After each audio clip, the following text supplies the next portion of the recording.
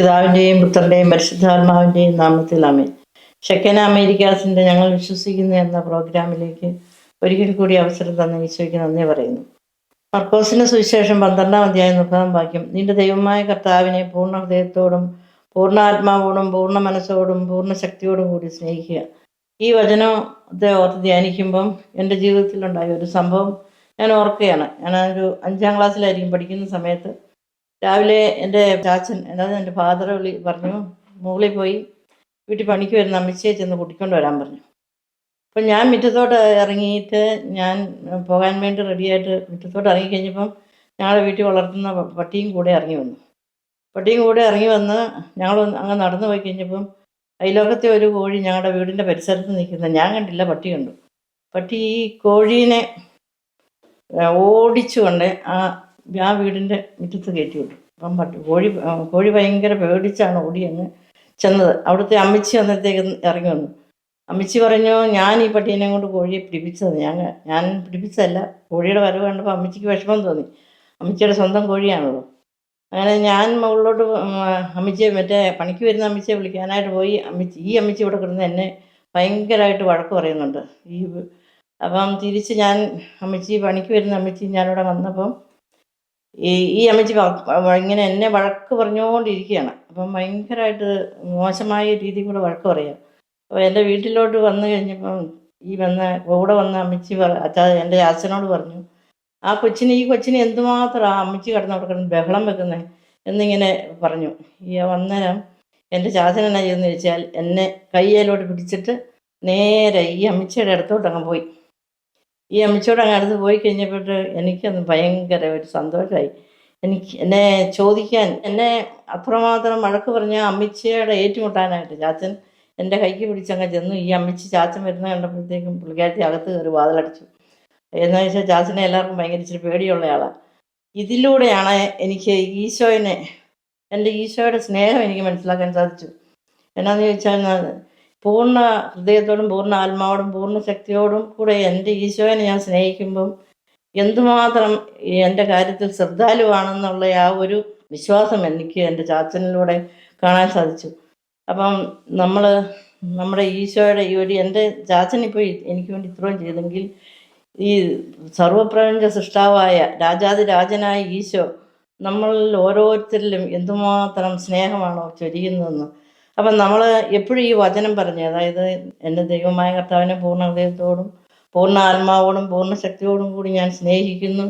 എവിടെ നിന്ന് തുറസായ സ്ഥലത്താണെങ്കിൽ ഐ ലവ് യു ജീസസ് എന്ന് ഉറക്കെ പറയാനുള്ള ആ ഒരു തൻ്റെ ഇടം എൻ്റെ ജീവിതത്തിൽ എൻ്റെ ചാച്ചനിലൂടെ എനിക്ക് ദൈവം മേടിച്ചു തന്നു. അപ്പം യെശയ്യായുടെ പുസ്തകം 43:4 ഇങ്ങനെ പറയും, നീ എനിക്ക് വിലപ്പെട്ടവനും ബഹുമാന്യനും പ്രിയങ്കരനുമാണ്. യെശയ്യായുടെ പുസ്തകത്തിൽ അതുപോലെ തന്നെ പറയും, 49:16 പറയുന്നു, ഇതാ നിന്നെ എൻ്റെ ഉള്ളം കയ്യിൽ രേഖപ്പെടുത്തിയിരിക്കുന്നു.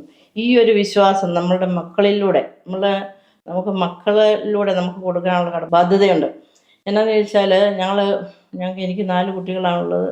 ഞങ്ങൾ കണ്ണൂരൊക്കെ താമസിച്ചുകൊണ്ട് പിള്ളേരെ സ്കൂളിൽ വിട്ട് കഴിയുമ്പം ഞാൻ ഈ പിള്ളേർക്ക് ഓരോരുത്തർക്കും നമുക്ക് സ്നേഹം കൊടുക്കാൻ പറ്റുകയില്ലല്ലോ. അപ്പം ഞാൻ ഈ പിള്ളേരെ ഓരോരുത്തരും പോയി കഴിയുമ്പോൾ അവരുടെ വയസ്സ് ഓർത്തിട്ട് വിശ്വാസ പ്രമാണം ചെല്ലും. ഓരോ വയസ്സിലും ഓരോ വിശ്വാസ പ്രമാണം. എന്നാന്ന് ചോദിച്ചാൽ ഈ കൊച്ചുങ്ങൾക്ക് നമ്മൾ കൊടുക്കാൻ പറ്റാത്ത സ്നേഹം ഈശോ കൊടുക്കണമേ എന്ന് പറഞ്ഞുകൊണ്ട് നമ്മളങ്ങനെ വിശ്വാസ പ്രമാണം ചെല്ലാനുള്ള ഒരു കഴിവ് തന്ന ഈശോ. അത് കഴിഞ്ഞ് പിന്നീട് അടുത്ത ഒരു ഭാഗം സങ്കീർത്തനം 127:3 ഈശോ ഇങ്ങനെ പറയുന്നു, കർത്താവിൻ്റെ ദാനമാണ് മക്കൾ, ഉദരഫലം ഒരു സമ്മാനവും. ഈ വചനത്തെക്കുറിച്ച് ധ്യാനിക്കുമ്പോൾ ഞങ്ങളുടെ കല്യാണം കഴിഞ്ഞ് ഞങ്ങൾ ഒരു ബന്ധുവീട്ടിൽ പോയി. അപ്പം ബന്ധുവീട്ടിൽ ചെന്ന് കഴിഞ്ഞപ്പോൾ അവർക്ക് 3 ആൺകുട്ടികളാണ്. 3ാമത്തെ കൊച്ചിൻ്റെ ബർത്ത്ഡേക്കാണ് ഞങ്ങളെ വിളിച്ചത്. ഞങ്ങളവിടെ ചെന്ന് കഴിഞ്ഞപ്പം അന്ന് സാമ്പത്തികമായി ഹൈ ലെവലിൽ ജീവിക്കുന്ന ആൾക്കാരാണ്. അപ്പം ബർത്ത്ഡേക്കെല്ലാം കൊച്ച് എന്താണ് എടുക്കുന്നത് എന്നുള്ള ഇതിൽ വെക്കുകയാണ്. അപ്പം ഞാൻ പറഞ്ഞു, ചേട്ടായി ഒരു കാര്യം ചെയ്യും, ഒരു കൊന്തയും കൂടെ വെക്കാൻ. അപ്പം പുള്ളിക്കാരൻ എന്നോട് പറഞ്ഞു, ഇല്ലില്ല കൊന്ത വെക്കാൻ പറ്റത്തില്ല, ഞാൻ എൻ്റെ കൊച്ചിനെ അച്ഛനാകാൻ ഒരിക്കലും പിടിയല്ല എന്ന് പറഞ്ഞു. അപ്പം അങ്ങനെ പറഞ്ഞപ്പം ഞാനും പറഞ്ഞോടൊക്കെ ഓക്കെ ശരി എന്ന് പറഞ്ഞു. അപ്പം പിന്നീട് നമുക്ക് ആ ജീവിതത്തിൽ ആ മക്കൾ വളർന്നു വന്നു കഴിഞ്ഞ് ഒരു കോളേജിൽ കയറി കഴിഞ്ഞപ്പോൾ ഈ മക്കൾക്ക് ഈ അപ്പനെ കണ്ടുകൂടാ. ഈ അപ്പനെ കാണാൻ ഇഷ്ടമല്ല. അപ്പൻ ചെയ്യുന്നതെല്ലാം തെറ്റായിട്ട് ഭാര്യയും പറഞ്ഞു, അപ്പൻ ചെയ്യുന്നത് തെറ്റാണ്, ശരിയല്ല. എന്നാലും ഈ അപ്പൻ മക്കളെ നല്ല നിലയിൽ എത്തിക്കണം എന്ന് ഓർത്തുകൊണ്ട് പൈസ അയച്ചു കൊടുത്തു. അവസാനം ഭാര്യയും മക്കളും പിണങ്ങി വേറെ മദ്രാസിൽ പോയി താമസിച്ചു. അപ്പം അതുപോലെ ഈ നമ്മൾ താമസിച്ചു. എന്നിട്ടും അവർ അറിയാതെ തന്നെ പൈസ അയച്ചു പലരുടെ കയ്യിലൂടെ അവർ ഏൽപ്പിക്കുമായിരുന്നു.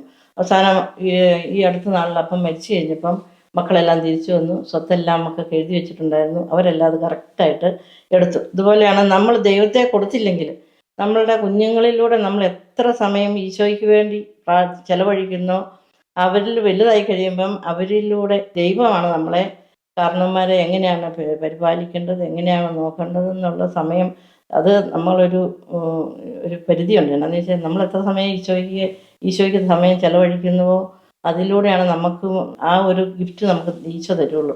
അപ്പം അതിലൂടെ ഒരു വചനം ഓർക്കുന്നു. മത്തായിയുടെ സുവിശേഷം 5:20 പറയുന്നു, നിങ്ങളുടെ നീതി നിയമജ്ഞരുടെയും ഫരിസേയരുടെയും നീതിയെ അതിശയിപ്പിക്കുന്നില്ലെങ്കിൽ നിങ്ങൾ സ്വർഗരാജ്യത്തിൽ പ്രവേശിക്കുകയില്ലെന്ന് ഞാൻ നിങ്ങളോട് പറയുന്നു.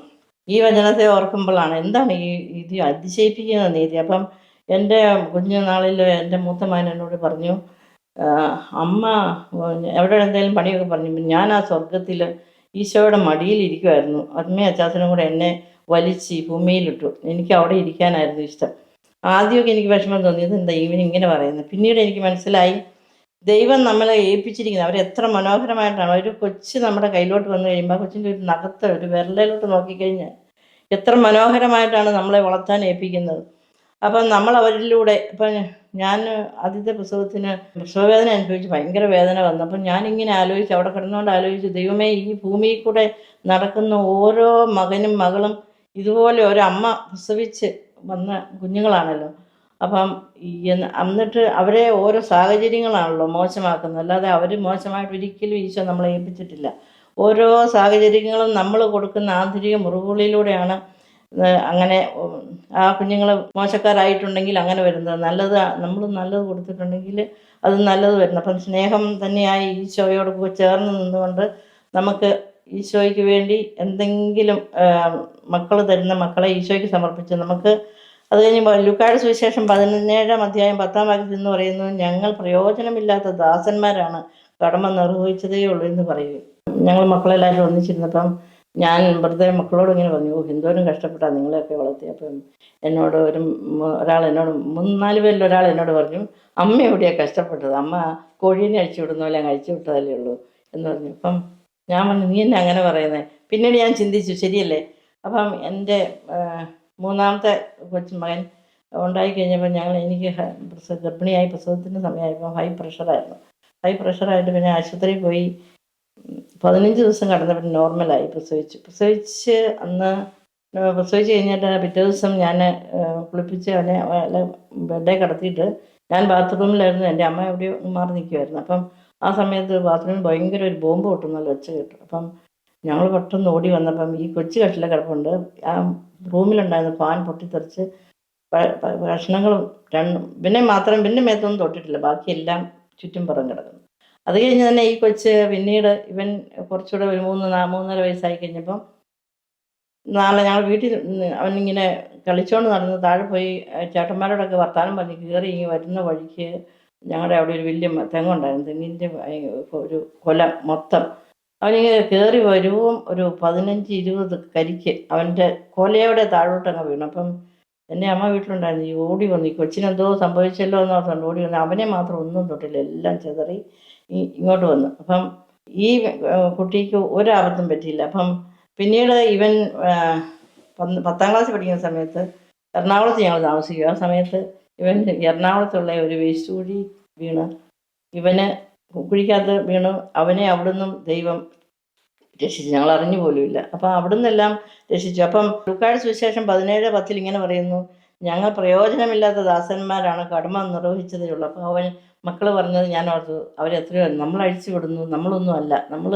ചെറിയ കാര്യങ്ങൾ ചെയ്യുന്നു. മക്കളെ ദൈവമാണ് അവരെ നയിക്കുന്നത്. 87-ലായിരുന്നു ഞങ്ങളുടെ കല്യാണം. അത് ഞാൻ 90 ജീവിത പങ്കാളി പറഞ്ഞു, ധ്യാനത്തിൽ എന്തൊക്കെയോ തട്ടിപ്പുണ്ടെന്നറിയാമെന്ന് പറഞ്ഞു ഡിവൈനിൽ പോയി കർത്താവ് അവിടുന്ന് പിടിച്ചു. അപ്പം അത് കഴിഞ്ഞ് പുള്ളി പാവം. അത് കഴിഞ്ഞ് ലൂക്കായുടെ സുവിശേഷം 18:13 ഇങ്ങനെ പറയുന്നു, ചുങ്കക്കാരനാകട്ടെ ദൂരെ നിന്ന് സ്വർഗത്തിലേക്ക് കണ്ണുകൾ ഉയർത്താൻ പോലും ധൈര്യപ്പെടാതെ മാറത്തടിച്ചുകൊണ്ട് ദൈവമേ ഭാവിയായ എന്നിൽ കനിയണമേ എന്ന് പ്രാർത്ഥിച്ചു.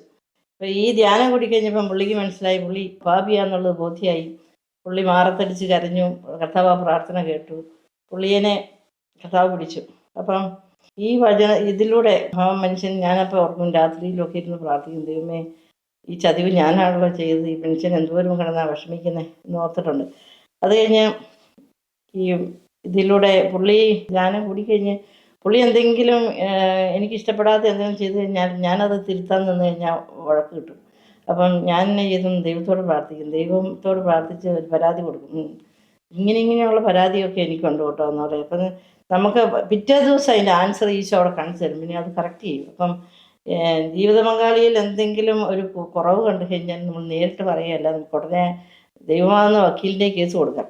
കേസ് കൊടുത്തു കഴിഞ്ഞാൽ ഒരു ഫീസും ഇല്ല, ഒന്നുമില്ല. പിറ്റേ ദിവസം തന്നെ ആ ഇത് കർത്താവ് മാറ്റി തരും. പക്ഷെ അങ്ങനെ ഒരു വിശ്വാസം എനിക്ക് കിട്ടി. പിന്നീട് പല കാര്യങ്ങളിലും പുള്ളീനെ ഞാനിങ്ങനെ കറക്റ്റ് ചെയ്യാൻ ഒരിക്കലും പോയിട്ടില്ല. പുള്ളി നേരിട്ട് പരാതി കൊടുത്താൽ മതി. ഇപ്പോൾ അങ്ങനെ പരാതി കൊടുത്തത് ഇപ്പം ഞാൻ ആ മനുഷ്യനിലോട്ട് നോക്കുമ്പോൾ ഞാനോട് ദൈവമേ അന്നും അന്നൊക്കെ കൊടുത്ത പരാതിയിലേക്കാൾ എത്രയോ മെച്ചമായി. പുള്ളി ഇപ്പം ഭയങ്കര നല്ല എല്ലാ കാര്യങ്ങളും ഞാൻ കേസ് കൊടുത്തതിനേക്കാളും കറക്റ്റായിട്ടെല്ലാം ചെയ്യുന്നു. പക്ഷെ ഞാനിപ്പം പുറകോട്ടും പോയി.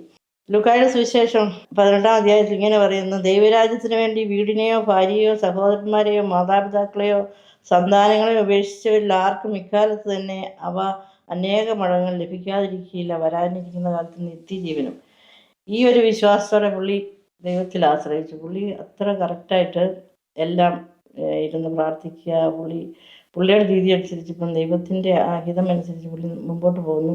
അപ്പം പുള്ളിയുടെ ഞങ്ങളുടെ എല്ലാ കാര്യങ്ങളും ദൈവം നടത്തുന്നു. അതാണ് അതിലൂടെ നമുക്കത് കാണാൻ സാധിച്ചു. എൻ്റെ ജീവിത പങ്കാളി നവീകരണത്തിലോട്ട് വന്നു കഴിഞ്ഞ് പ്രാർത്ഥനാ ജീവിതത്തിലോട്ട് തുടങ്ങി. അപ്പം അത് കഴിഞ്ഞുണ്ടായ മകനാണ് മൂന്നാമത്തെ, ഇപ്പം ഡീക്കനായ മകൻ. അപ്പം അന്ന് 1 വയസ്സുള്ളപ്പം ഈശോയോട് ഞാൻ പ്രാർത്ഥിച്ചു, അമേരിക്കയിൽ ഇവനൊരു വൈദികനാകാൻ ആരെങ്കിലും തയ്യാറാണോ എന്ന് എൻ്റെ ചേച്ചി അവിടെ അമേരിക്കയിൽ നിന്ന് വന്നപ്പോൾ ഇങ്ങനെ പറഞ്ഞതായിട്ട് കേട്ടപ്പം ഞാൻ കൊച്ചൻ്റെ കയ്യിൽ നിന്നപ്പോൾ ഞാൻ പ്രാർത്ഥിച്ചു, ഈ മകന് അതിനുള്ള ഭാഗ്യം കൊടുക്കണമെന്ന്.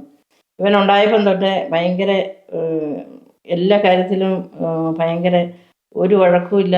എല്ലാം അങ്ങനെ ചേട്ടന്മാരെന്ത് പറഞ്ഞാലും ഒരു മറുത്തൊരു കാര്യമില്ല. എല്ലാവരോടും വളരെ സ്നേഹത്തിലുള്ള പെരുമാറ്റം, കൂട്ടുകാരോടാണേലും അങ്ങനെ മുമ്പോട്ട് പോയി. ഞാനാ പ്രാർത്ഥന ഞങ്ങൾ മറന്നുപോയി. പിന്നീട് അവൻ ഇവിടെ അമേരിക്കയിൽ വന്ന് കോളേജിൽ പഠിച്ചു. അത് കഴിഞ്ഞ് ഡിഗ്രി കഴിഞ്ഞു. കഴിഞ്ഞ് എൻജിനീയറിങ് പോയി കഴിഞ്ഞപ്പോൾ അവൻ പറഞ്ഞു, ഞാൻ എന്തിനാ ഇനി എൻജിനീയറിങ് പഠിച്ചിട്ട്, എനിക്ക് ഫിസിക്സ് മെയിൻ എടുത്തവൻ ഡിഗ്രി കഴിഞ്ഞപ്പം മാസ്റ്റേഴ്സിന് കിട്ടിക്കഴിഞ്ഞപ്പോൾ അവൻ പറഞ്ഞു, ഇനി ഞാൻ പോവുകയാണ്, സെമിനാരിൽ പോവുകയാണ്.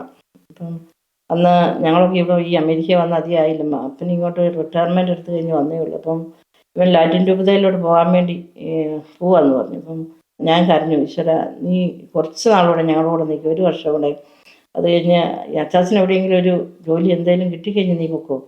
അപ്പം അന്നേരം പിന്നെ അവന് കുറച്ച് നേരം ഉണ്ടായി. എന്നിട്ട് പിന്നെ അവൻ ഓക്കെ, അവൻ സമ്മതിച്ചു. അവൻ പിന്നെ 1 വർഷം കൂടെ അവൻ പഠിച്ചു കഴിഞ്ഞിട്ട് ബിഷപ്പ് വന്നു. ഞങ്ങളുടെ കോട്ടയം രൂപതയുടെ കൊച്ചു കൊണ്ടാരശ്ശേരി പിതാവ് ജോസഫ് പിതാവ് ഇവിടെ വന്നു കഴിഞ്ഞപ്പം ഇവനുമായിട്ട് സംസാരിച്ചു. അപ്പോൾ സംസാരിച്ച് കഴിഞ്ഞപ്പം ഇവന് ആഗ്രഹം തോന്നി. ഇവൻ പറഞ്ഞു, എന്നാൽ എനിക്ക് കോട്ടയം രൂപതയിൽ തന്നെ ഞാൻ അച്ഛനാകാൻ പോകാം. അങ്ങനെ കോട്ടയം രൂപതയിലോട്ട് ഇവൻ അച്ഛനാകാൻ പോവുക. അങ്ങോട്ട് ആദ്യം 1 വർഷം കോട്ടയത്തോട്ട് പോകണം എന്ന് പറഞ്ഞു. അപ്പം എല്ലാ ദിവസവും ഇവൻ്റെ കൂടെയാണ് ഞാൻ പള്ളിയിൽ പോയിക്കൊണ്ടിരുന്നത്. അപ്പം ഞാൻ ഈശോയോട് പറഞ്ഞു, ഈശോയെ ഇവൻ പോയി കഴിയുമ്പോൾ എനിക്ക് പള്ളിയിൽ പോകാൻ ഒരു നിവൃത്തിയില്ലല്ലോ, എല്ലാവരും ജോലിക്കും പോകും. അത് കഴിഞ്ഞ് അങ്ങനെ സങ്കടപ്പെട്ട് ഇവൻ പോയി. അപ്പം ഞങ്ങളൊരു പുതിയ വീട് വാടകയ്ക്ക് എടുത്ത് അങ്ങോട്ട് മാറുക. അപ്പം ഞങ്ങളവിടെ ചെന്ന് താമസിച്ച് കഴിഞ്ഞപ്പോഴാണ് തൊട്ട് പുറകിൽ പള്ളി. അപ്പം അതിലൂടെ ദൈവം ഒരു മകനെ ഈശോയ്ക്ക് വേണ്ടി വിട്ടപ്പം അമ്മയ്ക്ക് പള്ളിയിൽ പോകാനായിട്ട് തൊട്ട് പുറകിൽ തന്നെ പള്ളി തന്നു. അപ്പം കുറച്ചാൾ കഴിഞ്ഞപ്പം ഇവനിങ്ങോട്ട് വരുന്നില്ല. അപ്പം എപ്പോഴും ചെന്ന് ഈശോയോട് പറയും, ദൈവമേ ഞാൻ മകനെ ഈശോയ്ക്ക് തന്നു, പക്ഷെ മകൻ അവിടെ തന്നെയാണ് പഠിക്കുന്നത്, ഇങ്ങോട്ട് വരുന്നുമില്ല. ഇങ്ങനെ പരാതി പറഞ്ഞ് കുറച്ച് നേരം പരാതി പറഞ്ഞു കഴിഞ്ഞിട്ട് ഞാൻ പറയാം, എല്ലാം അവിടുത്തെ ഹിതം പോലെ നടക്കട്ടെ, നിൻ്റെ ഇഷ്ടം പോലെ നടക്കട്ടെ. അത് കഴിഞ്ഞപ്പോൾ അവൻ അവിടെ ഫിലോസഫിയും ഇതെല്ലാം കഴിഞ്ഞ് കഴിഞ്ഞപ്പോൾ അവൻ തിയോളജിക്ക് ഇങ്ങോട്ട് അത്ഭുതകരമായിട്ട് ഇങ്ങോട്ട് അവന് അഡ്മിഷൻ കിട്ടി. ആ മകനാണിപ്പം സെമിനാരിയിൽ ഇപ്പം അടുത്ത ജൂൺ മാസം 27-ാം തീയതി അവൻ്റെ ഓർഡിനേഷനാണ്.